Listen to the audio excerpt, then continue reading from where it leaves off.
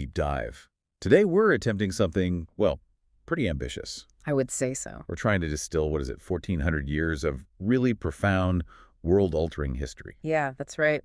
The sources you sent over track the entire arc of Muslim political power from around 570 CE, and they take us all the way up to 2020.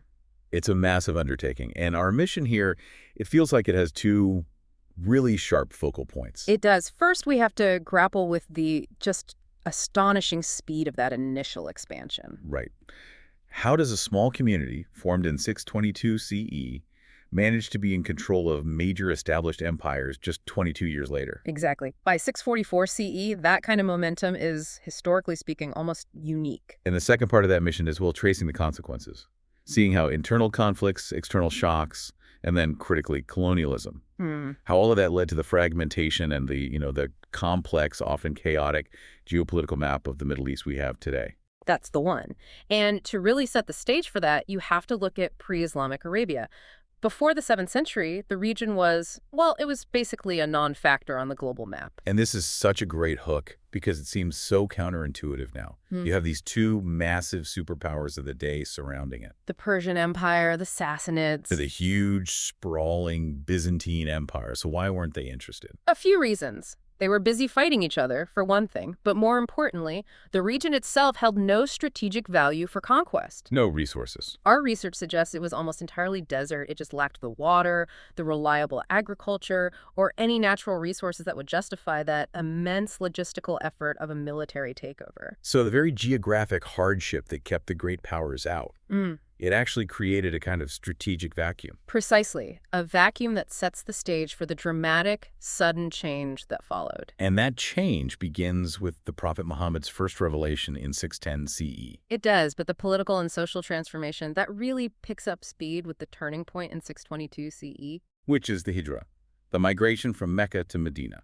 Right, undertaken because of the severe difficulties the community was facing in Mecca. And this event is so foundational that it marks the start of the entire Islamic or Hijri calendar. It's the birth of the political entity, the moment the movement really became a state. And the growth rate from that point is just exponential. So by the time of the Prophet's death in 632 CE, just 10 years later, that small migrating group had become this powerful, unified force that controlled the entire Arabian Peninsula. But consolidating the peninsula is really only the warm-up act. The outward conquests, the ones that truly reshaped the world map, they began immediately after, during the era of the Khulafa-i Rashida. The rightly guided caliphs. Exactly. The first Abu Bakr, he ruled only briefly, but he secured that unified state. And then came Umar. And this is the era of military shock and awe against the world powers, right? Oh, absolutely. Umar directly challenged both the Byzantines and the Persians. The gains were just staggering. By 641 CE, so less than 2 decades after the Hijra, they controlled Syria, Egypt, and Palestine. Including Beitul Muqaddas. Which we know as Jerusalem. Yeah. I mean, to take these entrenched, organized imperial territories so quickly, it's a testament to the focused unity of that new leadership. And that unity continued under the third caliph, Uthman. His reign saw the complete conquest of the entire Persian Empire. And massive expansion into coastal Africa. But history teaches us that these unified systems, they often contain the seeds of their own destruction. And that unified conquest just abruptly halts with Uthman's martyrdom in a rebellion in 656 CE. Absolutely. This violent end didn't just stop the expansion. It revealed a fundamental flaw, really, in their consensus model of governance. And the subsequent appointment of Hazrat Ali led immediately to the first great internal civil war, the Khanate Jhangi. Yes, Hazrat Amir Muawiyah, who was the governor of Syria, he refused to recognize Ali's authority. He demanded accountability for Uthman's death.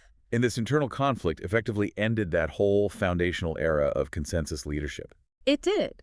The period of the guided caliphs ends in violence. It ends in disunity. Which brings us to the Umayyads, the Banu Umayyah, who took control following Hazrat Ali's martyrdom. And this is more than just a change in leadership, isn't it? It's a fundamental political rupture.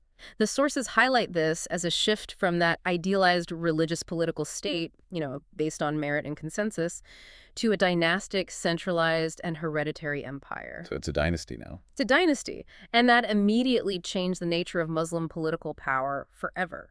But the paradox is that, despite this internal political shift, The global expansion machine just roared back to life almost immediately under the Umayyads. They pushed the borders to truly staggering distances. I mean, we're talking about Tariq ibn Ziyad conquering the entire Iberian Peninsula. Modern Spain and Portugal. Yes, and the story of him burning his ships to ensure there was no retreat, it just perfectly captures the commitment of this period. And at the same time, Muhammad bin Qasim reached Sindh, opening up the Indian subcontinent. But alongside this massive external growth, the Umayyad era contained an even deeper internal wound. The tragic incident of Karbala, where the Prophet's descendants